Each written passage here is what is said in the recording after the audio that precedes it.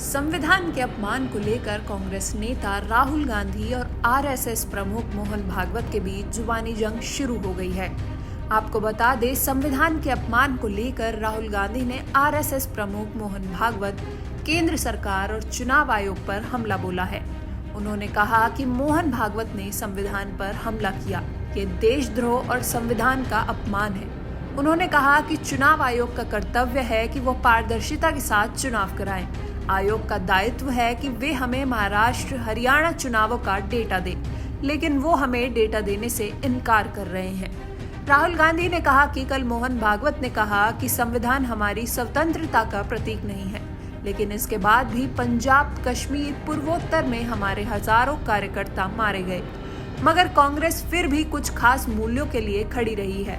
हम इस इमारत में उन मूल्यों को देख सकते हैं। उन्होंने कहा कि पश्चिमी दुनिया स्वयं से भारत पर ध्यान केंद्रित करती है, जबकि भारतीय सोच का तरीका स्वयं को समझने के बारे में है।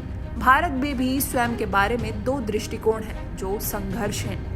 एक हमारा संविधान का विचार और दूसरा आरएसएस का विचार।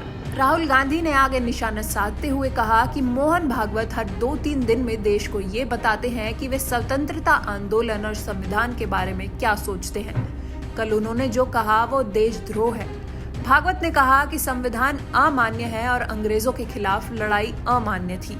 भारत में उन्हें सार्वजनिक रूप से ये कहने की हिम्मत है। किसी अन्य देश में अगर वे ऐसा कहते तो उन्हें गिरफ्तार कर लिया जाता और उन पर मुकदमा चलाया जाता। ये कहना कि भारत को 1947 में आजादी नहीं मिली हर भारतीय का अपमान है। अब समय आ गया है कि हम इस बकवास को सुनना बंद करें, क्योंकि ये लोग सोचते हैं कि वे बस रटते रहेंगे और चिल्लाते रहेंगे।